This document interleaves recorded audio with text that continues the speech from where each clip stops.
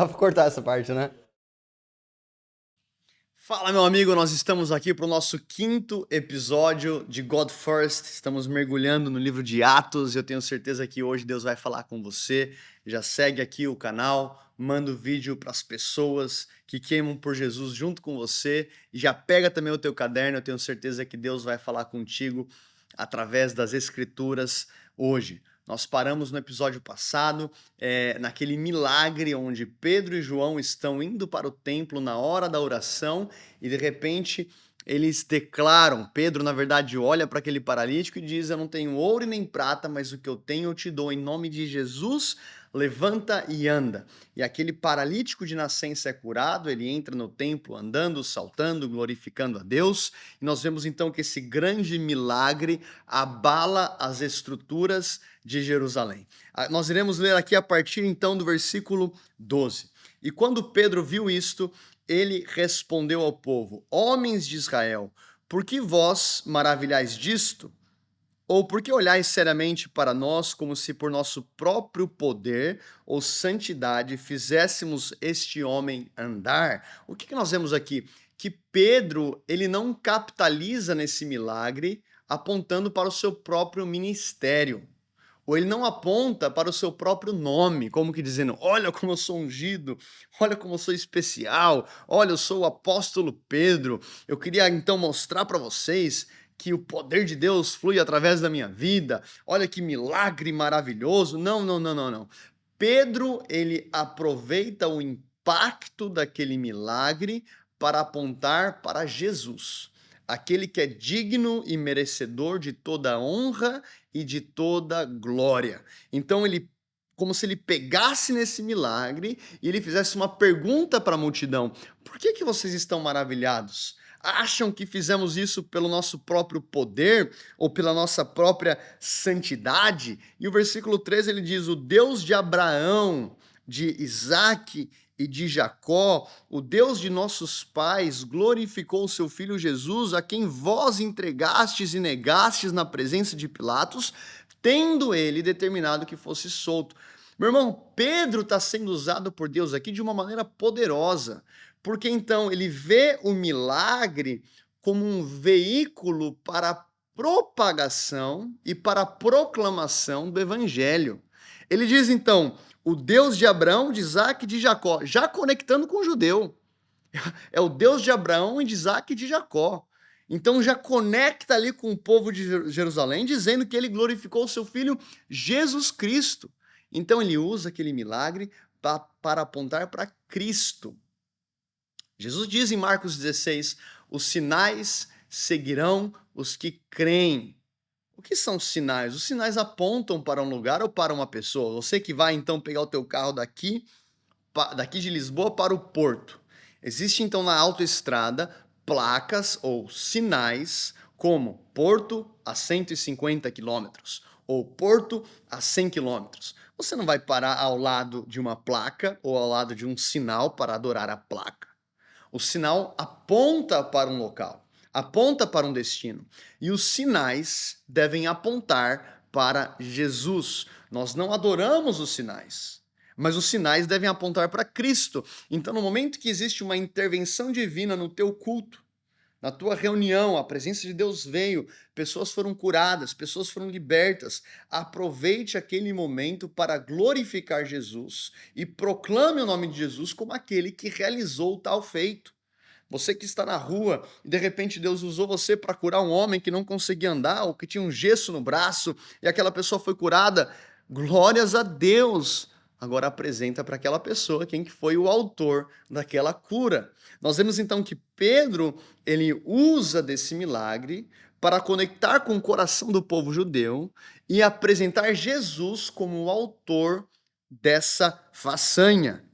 Esse aqui foi Jesus, aqueles que vocês crucificaram, aqueles que vocês entregaram e negaram na presença de Pilatos, já também trazendo a necessidade do arrependimento, como nós vamos falar daqui a pouco.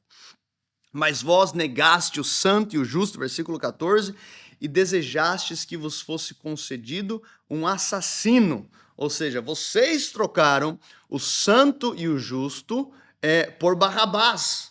Então ele está lembrando aqui o povo daquilo que tinha acontecido alguns dias antes, algum tempo antes então desse milagre. E mataste o príncipe da vida. Olha que título lindo que Pedro traz a Jesus. Vocês mataram o príncipe da vida, o qual Deus ressuscitou dos mortos, do qual nós somos testemunhas. Então, o príncipe da vida que foi ressuscitado dos mortos por Deus, Cristo vive. Em outras palavras, é isso que Pedro está dizendo. Ele está vivo, ele não ficou no túmulo, ele não ficou crucificado. Deus ressuscitou Jesus dos mortos. E pela fé, versículo 16, pela fé em seu nome, fortaleceu o seu nome a esse homem, a quem vedes e conheceis. Ou seja, vocês conhecem então esse paralítico que foi curado? Sim, a fé nele deu a este perfeita saúde na presença de todos vós. Não foi um médico, não foi um feito de homem, não foi uma conexão, não foi algo comprado, foi a fé em Jesus que fortaleceu esse homem, trazendo perfeita saúde na presença de vocês. E agora, irmãos, eu sei que por ignorância fizeste isso, como fez também os vossos governantes. Mas essas coisas que Deus prenunciou pela boca de todos os seus profetas, que o Cristo sofreria e assim o cumpriu. Falamos aqui no episódio passado de Isaías 53, quando a palavra diz que ele foi levado como um cordeiro mudo e não abriu a boca, que ele levou a maldição de todos nós, ele foi ferido, foi esmagado por conta das nossas iniquidades. Então Pedro, ele vai lembrar o povo que aquilo que aconteceu com a morte de Cristo foi aquilo que os profetas anunciaram, que ele sofreria, que ele morreria. Ele não foi uma vítima do povo, tanto que Jesus havia dito, vocês não podem tirar a minha vida, eu mesmo a entrego. Jesus entregou a vida dele. A palavra vai dizer no texto áureo da Bíblia, João 3,16, que Deus amou o mundo de tal maneira que deu o seu único filho para que todo aquele que nele crê não pereça, mas tenha vida eterna. Então a atitude vem de Deus. Não foi Barrabás, não foi a multidão, foi uma entrega que veio do coração do Pai, e o Filho foi fiel à vontade do Pai, e ele foi submisso e obediente até a morte e morte de cruz, cumprindo então as profecias dos profetas. É isso então que Pedro está dizendo. E versículo 19, arrependei-vos, quero que você sublinhe isso na tua Bíblia de papel. Arrependei-vos, portanto, e convertei-vos para que os vossos pecados sejam apagados, e assim venham tempos de refrigério da presença do Senhor. Eu quero estacionar aqui um pouco nesse versículo. Arrependei-vos para que os vossos pecados sejam apagados. A mentira da hipergraça é que nós não precisamos de arrependimento. A mentira da hipergraça é que nós não precisamos de uma mudança de mentalidade. Já que o sacrifício foi feito e que o sangue de Jesus foi derramado, eu posso viver da minha vida do jeito que eu quiser e no final só peço desculpa e tá tudo certo. Não, não, não, não, não. Para ter acesso a esse amor que é universal, que é por todos, mas um real compromisso com esse amor e ter acesso ao perdão e ter acesso a uma vida plena, eu preciso de arrependimento. Eu preciso morrer para mim mesmo. Como Paulo vai dizer em Gálatas capítulo 2, versículo 20. Eu já estou crucificado com Cristo, já não sou eu quem vivo, mas Cristo vive em mim. Se eu quero a vida de Cristo, eu preciso abraçar a cruz de Cristo. É por isso que Cristo diz, aquele que quer vir após mim, negue-se a si mesmo, tome a sua cruz e siga-me. Não existe evangelho sem cruz. Não existe evangelho sem arrependimento. Não existe evangelho sem transformação. Nós vemos, por exemplo, na carta de Paulo a Tito, Tito capítulo 2, versículo 11, porque a graça de Deus se manifestou trazendo salvação a todos os homens. Fomos salvos pela graça. Glórias a Deus por isso. E no versículo 12 diz, e ela nos ensina, ela quem é a graça, ela nos ensina a renunciar a impiedade, as paixões mundanas, para viver nesse século de maneira sóbria, justa e piedosa. Em outras palavras, a mesma graça que me salva é a graça que me transforma. E o evangelho, então, ele vai colocar a tua vida e a minha vida numa jornada de transformação. E é o que os teólogos vão chamar de santificação. Não existe discipulado sem santificação. É por isso que Jesus diz em João 12, 24, se a semente cai no chão e não morre, ela fica só, mas se morrendo, dá muito fruto. No momento em que eu morro para mim mesmo, que eu crucifico a minha carne, é o momento que eu começo a gerar frutos no Espírito. E é por isso que Pedro, ele aproveita aquele milagre maravilhoso, aquele grande feito, para apontar para Jesus, mas também lembrar o povo, é necessário arrependimento. Arrependei-vos, portanto, convertei-vos os vossos corações para que os vossos pecados sejam apagados. Eu preciso então colocar na cruz os meus pecados. Esse sacrifício ele foi por todos, mas eu acesso através da fé e uma das facetas dessa moeda chamada fé é o arrependimento. Eu tenho fé em Cristo, então por conta dessa fé existe uma mudança de mentalidade. Lá no versículo 26, a palavra também diz, ressuscitando Deus a seu Filho Jesus, primeiro enviou a vós, a fim de que cada um se aparte de vossas iniquidades. Jesus vive e traz transformação para mim e para você. Então, através dessa meditação de hoje, vemos que os milagres, as maravilhas, eu creio no sobrenatural.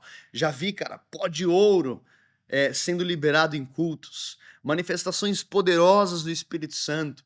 Já tive encontros com Deus onde eu fiquei, cara, 2 horas dando risada, chorando, recebendo mais do Espírito Santo. Curas, sinais e maravilhas. Já tive a experiência de ver pessoas curadas de paralisia e se levantando de cadeira de rodas. E glórias a Deus por tudo isso.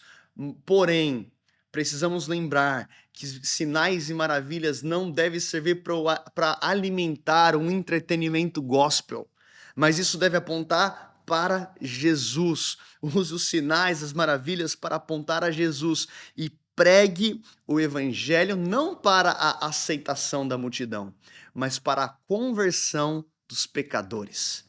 Como Pedro disse, arrependei-vos para que os vossos pecados sejam apagados. E isso também me leva a uma jornada de constante santificação, de constante transformação, como o próprio texto vai dizer no versículo 26. Ressuscitando Deus o seu Filho Jesus, e primeiro enviou a vós, a fim de que, para que cada um se aparte das vossas iniquidades. O Evangelho deve nos transformar.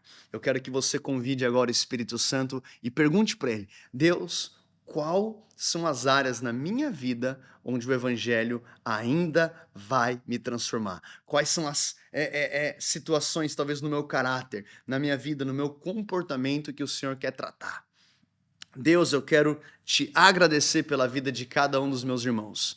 E eu quero orar para que o Senhor venha levar cada um deles para uma jornada de milagres, uma jornada de maravilhas, uma jornada de sinais, de prodígios. Mas acima disso, Deus, que Jesus seja exaltado, que Jesus seja pregado, que Jesus seja glorificado e que muitos venham se arrepender dos seus pecados por conta dessa pregação ousada que nos leva ao arrependimento. E nós abraçamos também essa jornada de santificação, porque o Senhor não morreu naquela cruz simplesmente para termos uma experiência, mas para entrarmos nessa jornada onde cada dia somos mais semelhantes a Cristo. Ajuda-nos, Senhor, nós precisamos da Tua presença e da Tua graça, a graça que nos salva e a graça que nos transforma. Em nome de Jesus, amém. Que Deus te abençoe.